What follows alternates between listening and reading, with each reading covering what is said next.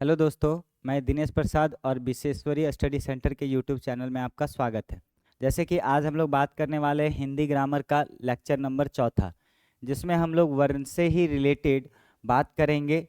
इससे पहले हम लोग बात किए थे स्वर वर्ण और व्यंजन वर्ण के बारे में। तो स्वर वर्ण और व्यंजन वर्ण का जो डिवीज़न हुआ था वो हम लोग उच्चारण के आधार पर किए थे। यानी कि अगर आपसे कोई पूछे कि उच्चारण के आधार पर वर्ण को कितने हिस्से में बांटा जाता है, तो आप कहेंगे दो। कौन कौन सा? तो एक स्वर वर्ण और दूसरा व्यंजन वर्ण। जब हम लोग स्वर वर्ण और व्यंजन वर्ण को पढ़े थे तो उसमें हम लोग स्वर वर्ण का डेफिनेशन, उसके प्रकार, उसके बाद हम लोग व्यंजन वर्ण को पढ़े और व्यंजन वर्ण के डेफिनेशन को, उसके प्रकार को हम लोग डील किए।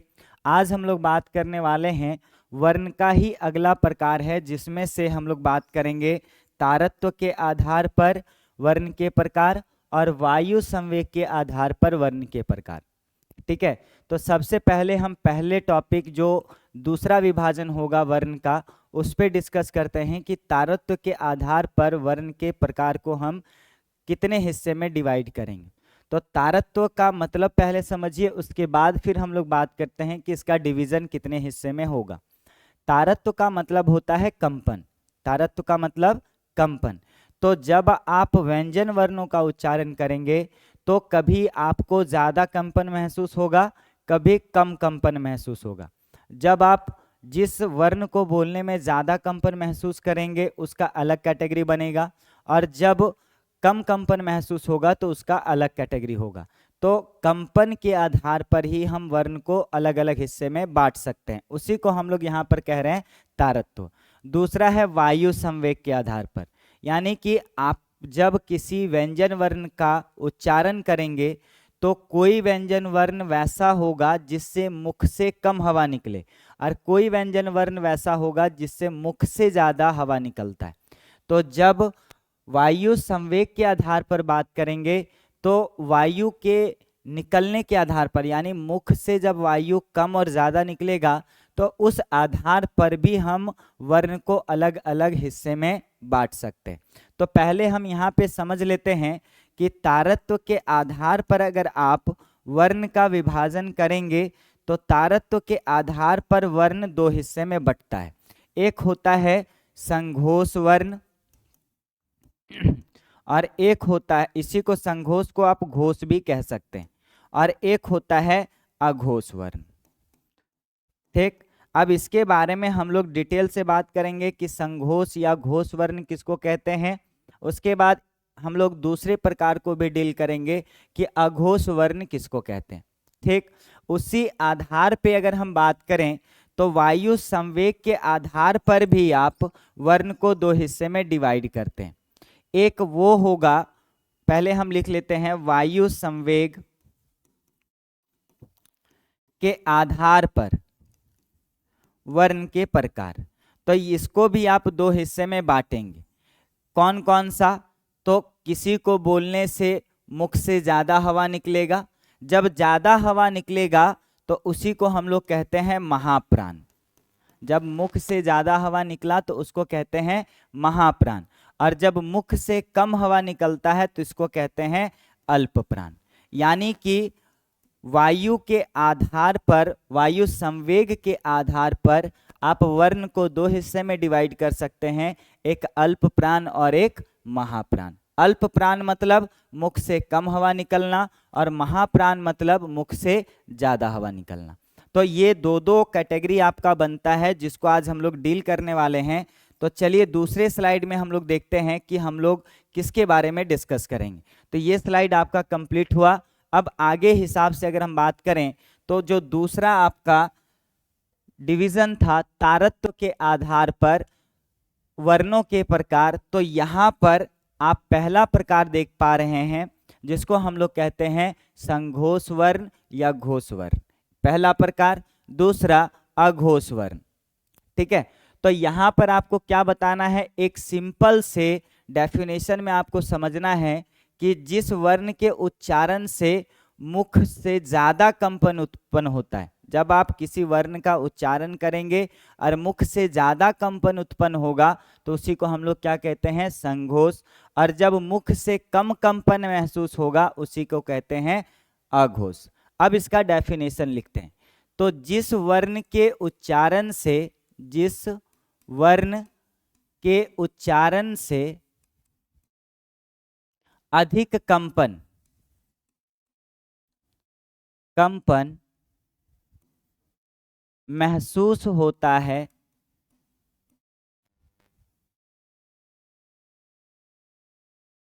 उसे संघोष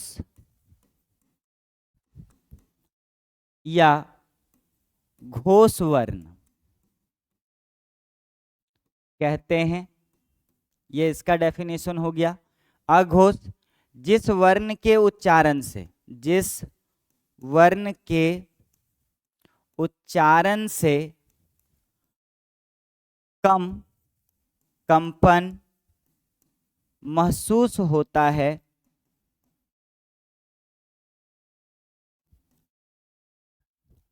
उसे अघोष वर्ण कहते हैं। ठीक, ये दो प्रकार और दोनों का डेफिनेशन। अब देखते हैं कि सघोष वर्ण में और अघोष वर्ण में किसको किसको रखते हैं। तो इस स्लाइड में केवल हम लोग डेफिनेशन पे बात करने वाले थे। अब आगे भी हम ट्रिक से समझेंगे कि किस किस वर्ग को आप घोष वर्ण में रखते हैं और किस किस वर्ग को अघोष वर्ण में रखते हैं। तो चलिए आगे बढ़ते हैं इस स्लाइड से। तो सबसे पहला आप देख रहे हैं सघोष वर्ण। इसका डेफिनेशन अभी हम लोग समझे कि जिस वर्ण के उच्चारण में मुख से ज्यादा कंपन निकलता है या कंपन होता है मुख में, तो उसको हम लोग क्या कहते हैं, संघोष या घोष वर्ण। फिर से एक बार डेफिनेशन लिख लेते हैं। तो जिस वर्ण के उच्चारण से, जिस वर्ण के उच्चारण से अधिक कंपन महसूस होता है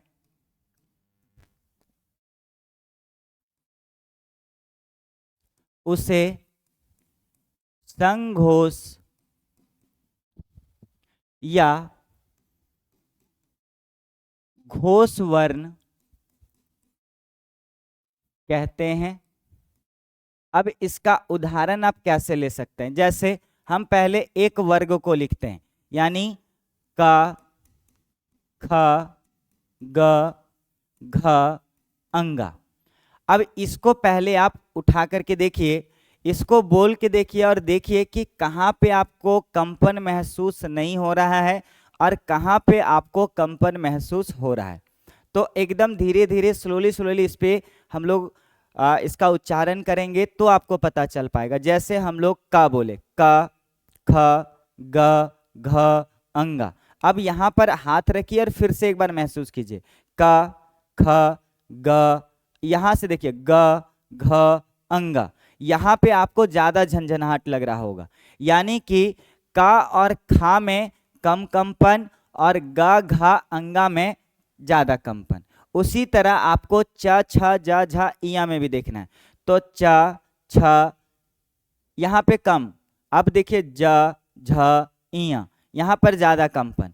यानी कि जब आप कवर्ग को लिखते हैं, जब आप चवर्ग को लिखते हैं, हम पूरा लिख दे रहे हैं इसको, ठीक है, ताकि आपको आसानी से समझ आ सके। जैसे क, ख, ग, घ, अंगा, उसके बाद च, छ, ज, झ, उसके बाद इया, उसके बाद ट, ठ, ड, ढ, मूर्धन्य, त, थ, द, ध, दंतना, उसके बाद प, फ, ब, भ, म, य, र, ल, व, तालिब सा, मूर्धन्य सा, दंत सा, ह। ठीक है, ये आपके हो गए व्यंजन वर्ण। अब इसमें से देखिए कि कौन कौन ग्रुप को बोलने से या किसको किसको उच्चारण करने से आपका मुख से ज्यादा कंपन होता है। तो हम लोग क्या देखे कि का खा में पहला और दूसरा छोड़ करके तीसरा, चौथा, पांचवा इसमें ज्यादा कंपन महसूस होगा। जा, झा, इया इसका भी लास्ट 3 ग्रुप ज्यादा महसूस कंपन करवाएगा। ड, ढ, न ये भी, उसके बाद द, ध, न ये भी, उसके बाद ब, भ, म ये भी आपको ज्यादा कंपन महसूस करवाएगा। उसके बाद आपको देखना है या, र, ल, ठीक है, या, र, ल और व, ये जो है ये ज्यादा कंपन महसूस करवाता है। ठीक, उसके बाद तालिब सा, मूर्धन सा, दन सा, ह में थोड़ा सा आपको कंपन का एहसास होता है, यानी कि हा को भी आपको क्या करना है, तो आपको घोष वर्ण में रखना है।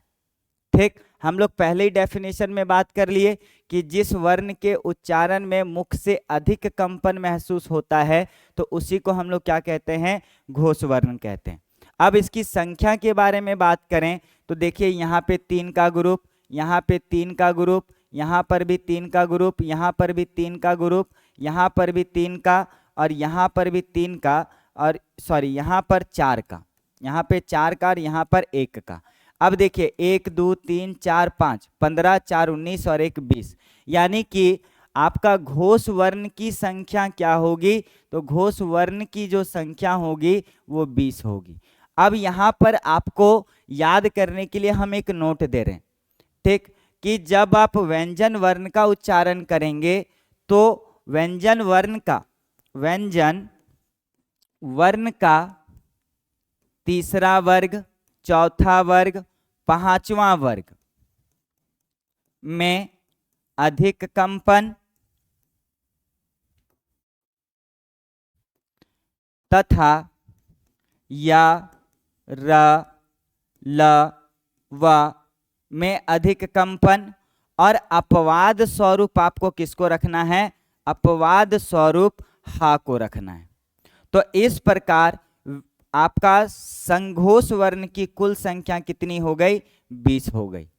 अब जो बचा हुआ हिस्सा है जैसे क, ख, च, छ, ट, ठ, त, थ, प, फ, तालिब सा, मूर्धन सा, दन सा, ये वैसे वर्ण होंगे जिसमें कंपन महसूस नहीं होता। तो हम आपको पहले भी डेफिनेशन में बताए कि जिसमें कंपन महसूस नहीं होता उसको हम लोग क्या कहते हैं, अघोष वर्ण कहते हैं। तो वहां पर आपको नोट में ये बताना होगा कि व्यंजन वर्ण के पहले वर्ग में तथा दूसरे वर्ग में कम कंपन महसूस होता है। इसके अलावा तालिब सा, मूर्धन सा, दंत सा में कम कंपन महसूस होता है। तो ये सभी क्या होंगे, अघोष वर्ण के हिस्से होंगे। ठीक है, तो यहाँ पर कुल संख्या हो गई घोष वर्ण की कितनी, 20। अपवाद स्वरूप किसको रखे, ह को। क्लियर, चलिए तो हम दूसरे स्लाइड में अघोष वर्ण के बारे में चर्चा करते हैं। अघोष वर्ण के बारे में यहाँ पर देखिए दूसरा स्लाइड में क्या लिखा हुआ है, अघोष वर्ण। अब इस पे बात करते हैं। इसका पहले डेफिनेशन, जिस वर्ण के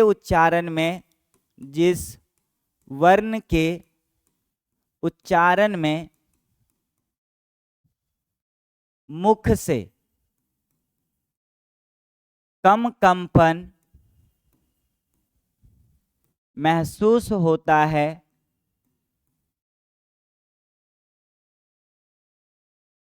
उसे अघोष वर्ण कहते हैं। अब इसकी संख्या कितनी, तो पहला वर्ग का 2, का, ख, उसके बाद च, छ, उसके बाद ट, ठ, त, थ, प, फ, उसके बाद तालिब सा, मूर्धन सा, दंत सा। अब देखिए 2 4 6 8 10 और 3 13। तो यहाँ पर आप क्या देख रहे हैं कि पहला ग्रुप का यानी कि जो व्यंजन वर्ण का पहला वर्ग है, दूसरा वर्ग है, ये क्या है, इसमें कंपन नहीं होता, मतलब ये कैसा वर्ण होगा, अघोष। उसके बाद तालिब सा, मूर्धन सा, दंत सा, इसमें भी कंपन उतना महसूस नहीं होता, तो ये भी किसका हिस्सा होगा, तो ये भी अघोष वर्ण का हिस्सा होगा। तो टोटल संख्या कितनी हो गई, तो टोटल संख्या हो गया 13। अब इसको नोट में हम लोग कैसे लिखते हैं, तो व्यंजन वर्ण का पहला वर्ग दूसरा वर्ग में कम कंपन तथा तालिबसा मूर्धनसा दंतसा में कम कंपन महसूस होता है, इसलिए इसको हम लोग अघोष वर्ण के अंतर्गत रखते हैं। इसकी कुल संख्या कितनी होगी? तो 13 होगी, क्योंकि अगर हम 14 करते तो यहाँ पर हा को भी रखना होता, लेकिन हा जो है अपवाद स्वरूप किसमें चला गया? अपवाद स्वरूप चला गया आपका घोष वर्ण के हिस्से में। क्लियर है? तो चलिए, अघोष और घोष आपका कंप्लीट हुआ, यानी कि हम पहला हिस्सा तारत्व के आधार पर जो वर्ण को आप अलग अलग हिस्से में विभाजित किए उसके बारे में हम डिस्कस कर पाए। अब हम बात करते हैं वायु संवेग के आधार पर वर्ण के प्रकार। तो हम लोग पहले भी डिस्कस किए थे आरंभ की कक्षा में, मतलब आज जो क्लास हम लोग स्टार्ट किए उसमें भी हम लोग डिस्कस किए कि वायु संवेग के आधार पर वर्ण को दो हिस्से में बांट सकते हैं, एक महाप्राण और एक अल्पप्राण। ठीक, अब उसमें हम लोग डिस्कस किए कि जब आप व्यंजन वर्ण का उच्चारण करेंगे तो मुख से कभी ज्यादा हवा निकलेगा, तो जब ज्यादा हवा निकलेगा तो वो कहलाएगा महाप्राण, जब कम हवा निकलेगा तो उसको कहते हैं अल्पप्राण। ठीक, तो यहां पर सबसे पहले डेफिनेशन को लिखते हैं। तो डेफिनेशन क्या होगा? तो नॉर्मल सा आपको याद रखना है कि जिस वर्ण के उच्चारण से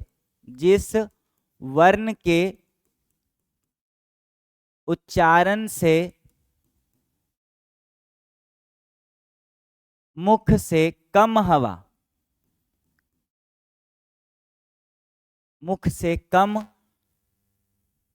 वायु उत्सर्जन होती है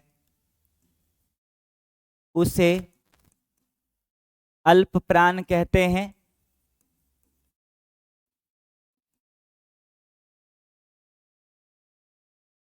ठीक, और जब मुख से ज्यादा हवा, तो यहां पर जिस वर्ण के उच्चारण से मुख से अधिक वायु उत्सर्जन होती है उसे महाप्राण कहते हैं। अब इसके बारे में हम लोग डेफिनेशन पे चर्चा कर लिए। तो प्राण किसको कहते हैं? वायु को ही हम लोग प्राण कहते हैं, प्राण वायु कहते हैं ना आप। तो वायु के लिए हम लोग यहाँ पे प्राण शब्द का यूज कर रहे हैं। जब ज्यादा हवा निकलेगा तो महाप्राण, जब कम हवा निकलेगा तो अल्पप्राण। चलिए, अब यहाँ से हम लोग डिस्कस करते हैं अलग अलग हिस्से को कि अल्पप्राण में आप किसको किसको रखेंगे, महाप्राण में आप किसको किसको रखते हैं। जैसे अगर हम बात करें तो अभी हम लोग डेफिनेशन थोड़ी देर पहले ही बात किए कि जब आप वर्णों का उच्चारण करेंगे, यानी कि जिस वर्ण के उच्चारण से मुख से ज्यादा, मुख से अधिक मुख से कम वायु उत्सर्जन होती है या उत्सर्जन होता है, उसे अल्प प्राण कहते हैं। अब इसको हम लोग कैसे देखते हैं? जैसे पहले हम पूरा काखा लिखते हैं, उसके बाद देखेंगे कहां पर मुख से कम हवा निकल रहा है। जैसे का, ख, ग, पहले पूरा लिख ले रहे हैं, घ, अंगा, च, छ, ज, झ, इया, उसके बाद ट, थ, ड, ढ, मूर्धन्य, त, थ, द, ध, दंतना, प, फ, ब, भा मा, या रा ला वा तालिब शा, मूर्धन सा, दंत सा, हा। अब देखिए कहाँ कहाँ बोलने से इसको आप महसूस करके ही बता सकते हैं कि कैसे कैसे किसमें कम हवा निकलेगा और किसमें ज़्यादा हवा निकलेगा। जैसे अब हम लोग इसको प्रैक्टिस करते हैं कि किसमें कम हवा और किसमें ज़्यादा हवा। जैसे का बोलिए, का से ज़्यादा खा में निकला, तो खा को पहले हम अल्प प्राण देख रहे हैं ना, तो का को आप घेरिए, यानी का कम हवा वाला वर्ण हो गया, खा ज़्यादा, बोलिए गा घा में ज़्यादा, तो गा इसमें आप हटाइए, अंगा इसमें भी आपको कम निकलेगा। उसी तरह चा में कम निकलेगा, छा में ज़्यादा निकलेगा, जा में कम निकलेगा, झा में ज़्यादा निकलेगा, इया में कम निकलेगा। तो यहाँ पर आप देख रहे हैं कि पहला ग्रुप, तीसरा ग्रुप, पांचवा ग्रुप, पहला ग्रुप, तीसरा ग्रुप, पांचवा ग्रुप, उसके बाद या रा ला वा, यहाँ पर क्या होगा, कम हवा निकलेगा। तालिब सा, देखिए मुंह से हवा एकदम सीटी जैसा फेंक रहा है, ठीक। मूर्धन सा, यहाँ पर भी दंत सा, ह, यहाँ पर क्या हो रहा है, हवा का उत्सर्जन ज्यादा हो रहा है। तो यहाँ पर देखिए अगर हम देखें तो पहला का 3 ग्रुप निकलेगा, दूसरा का भी 3, तीसरा का भी 3, चौथा का भी 3, पांचवा का भी 3 और छठा का आपका 4, यानी कि 3, 6, 9, 12, 15, 4, 19। तो टोटल अल्प प्राणों की संख्या कितनी हो गई, 19 हो गई। लेकिन नोट में आप याद रखने के लिए यहाँ पर लिख लीजिएगा कि वर्णमाला का पहला वर्ग, यानी व्यंजन वर्ण का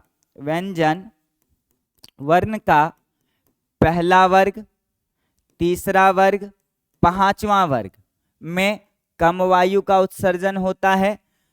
इसके अलावा या रा ला वा में कम हवा का उत्सर्जन होता है। तो ये सभी क्या होंगे, ये सभी हो जाएंगे अल्प प्राण का हिस्सा। तो इसकी कुल संख्या कितनी है, 19 है। क्या रखना है याद, अल्प प्राण में मुख से कम हवा निकलना, तो पहला ग्रुप में कम, तीसरा ग्रुप में कम, पांचवा ग्रुप में कम। यहाँ पर देखिए ये सबका पहला ग्रुप हो गया, ठीक। इसके बाद ये तीसरा ग्रुप हो गया, ठीक, और ये पांचवा ग्रुप हो गया। तो ये पहला, तीसरा, पांचवा, उसके बाद या रा ला वा, ये क्या हो गया, ये आपका 4। तो उधर से 15, 4, 19, यानी कि अल्प प्राणों की संख्या कितनी होती है, 19 होती है। अब जो रेस्ट बचा यानी दूसरा और चौथा, इसमें हवा ज़्यादा निकल रहा है। अब हवा ज़्यादा निकलेगा तो ये कौन सा हिस्सा होगा, महाप्राण का हिस्सा होगा। तो चलिए इसका डेफिनेशन को पहले लिखते हैं, उसके बाद फिर इसकी संख्या पे बात करेंगे। अब अगर हम बात करें तो महाप्राण यहाँ पर दिख रहा है। महाप्राण में हम डिस्कस करने वाले हैं कि महाप्राण होता क्या है, उसके बाद फिर हम लोग इसका बात करेंगे डेफिनेशन पे। तो अगर हम बात करें तो महाप्राण में आपको क्या लिखना है कि जिस वर्ण के उच्चारण से मुख से अधिक वायु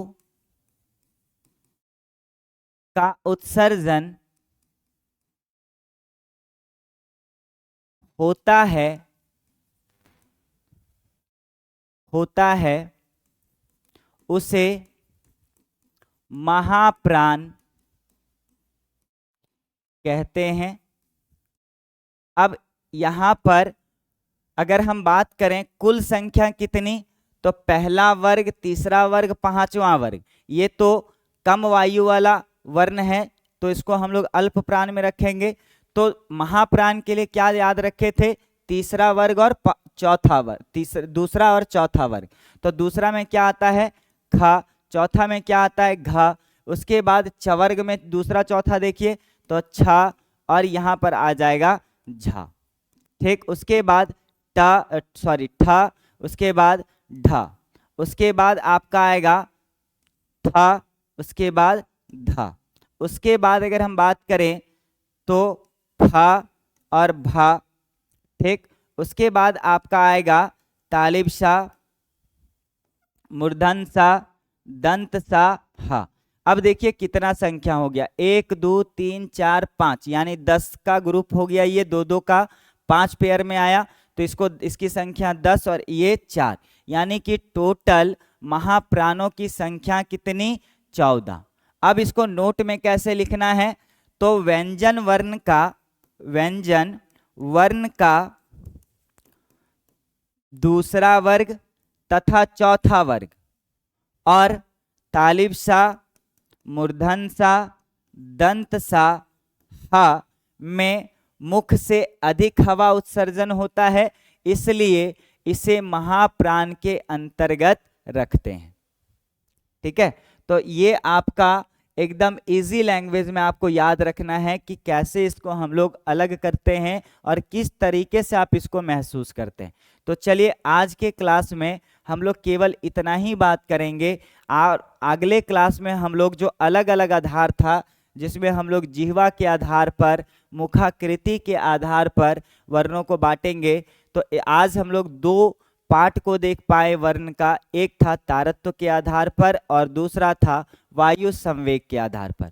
तो चलिए आज के लिए आप लोगों का धन्यवाद। लेकिन जाने से पहले आपको अगर हमारा वीडियो पसंद आ रहा है तो प्लीज़ हमारे विश्वेश्वरी स्टडी सेंटर के यूट्यूब चैनल को शेयर, सब्सक्राइब और कमेंट ज़रूर करें। चलिए, थैंक यू, धन्यवाद।